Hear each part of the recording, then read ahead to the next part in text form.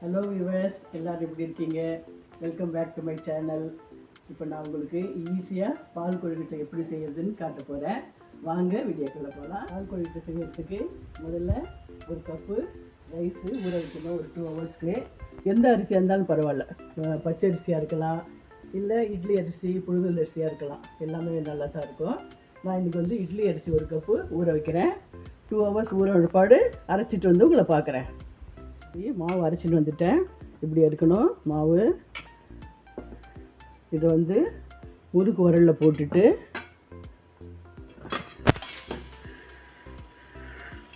அந்த 3 கல் இருக்குங்களே அதில் போட்டுட்டு மாவை தண்ணி நல்லா கொதிக்க வச்சுட்டு ஒரு 4 டம்ளர் தண்ணி வச்சுக்கலாங்க. அதில் அடுப்பில் வச்சு தண்ணி கொதிக்க வச்சுட்டு அதில் கொஞ்சம் இப்படி ஆட்டி கொஞ்சம் புழியணும்.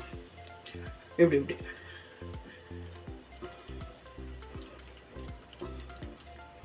நம்ம காரா சேவெல்லாம் புழிவில்லை பார்த்தீங்களா, அந்த மாதிரி விட்டு இப்படி ஆட்டி கொஞ்சம் புழியணும். இல்லைனாலும் உடச்சி விட்டுக்கலாம் நம்ம.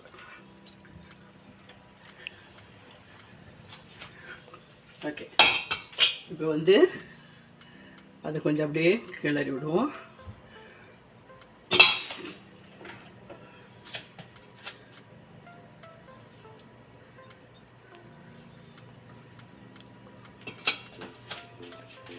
அது வெந்ததும் அடுத்தது புழியலாம். இப்போ அடுத்தது ஒரே இதில் முடியாது இல்லைங்களா, அந்த ஒரு கப்பு மாவும் அடுத்தது புழியலாம். அது லேசாக வெந்ததும் அடுத்தது புழியலாம். இப்போ மீதி இருக்கிற மாவையும் புழிச்சிடலாம்.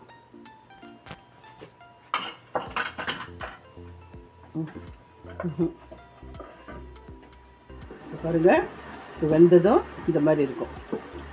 அது முதல்ல சில பேர் நம்ம எல்லாம் உருட்டி போடுவோம் இல்லைங்களா, அதுக்கு பதிலாக ஈஸியாக இதை பண்ணிட்டா பாருங்கள், 10 மினிட்ஸ்க்குள்ளே வேலையே முடிஞ்சிடும். பார்த்தீங்களா, நல்லா வெந்துடுச்சு. வெந்ததும் நல்லா இப்படி இருக்கும். இதில் 1 கப்பு அரிசி போட்டிருக்கு இல்லைங்களா, 2 கப்பு வெல்லம். அது உங்களுக்கு வெல்லம் அதிகமாக இருந்ததுன்னா 1.5 கப்பு கூட நீங்கள் போட்டுக்கலாம். இதை அப்படியே காய்ச்சிட்டு அப்படியே இதில் ஊற்ற வேண்டியதுதான். அவ்வளோவா மண் இல்லை. ஸோ அப்படியே ஊற்றிட்டு ஏலக்காய் பொடி போட்டுடலாம்.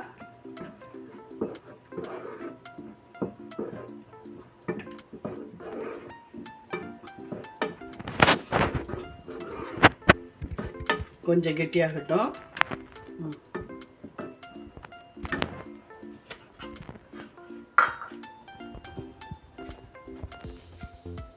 ஒரு கப்பு பால் விடுறேன். என்ன பால் கொழுக்கட்டை இல்லையா, பால் தான் விடணும். முதல்ல தண்ணியில் கொதிக்க வச்சுட்டு வெல்லம் போட்டுட்டு அது கரைஞ்சதும் பாலை விட்டு கலந்துடுவோம்.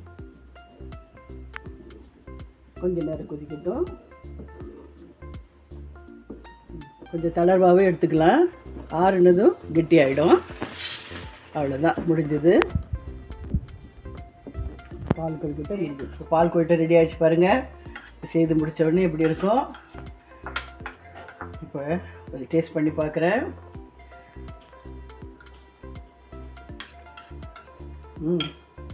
நைஸ், நல்லாயிருக்கு. நீங்களும் ஒரு ஈவினிங் ஸ்நாக்ஸுக்கு செய்து வீட்டில் எல்லாருக்கும் கொடுங்க. நிச்சயம் எல்லாருக்கும் பிடிக்கும். ஓகே, நான் இதோட வீடியோ முடிச்சுக்கிறேன். பாய். என்னோடய வீடியோவுக்கு சப்ஸ்கிரைப் பண்ணாதவங்க உடனே பண்ணுங்கள். இன்னும் கொஞ்சம் ரெசிபீஸ்லாம் நான் போடுறேன். ஓகே, பாய். நெக்ஸ்ட் டைம் வேறு ஒரு வீடியோவில் உங்களை சந்திக்கிறேன்.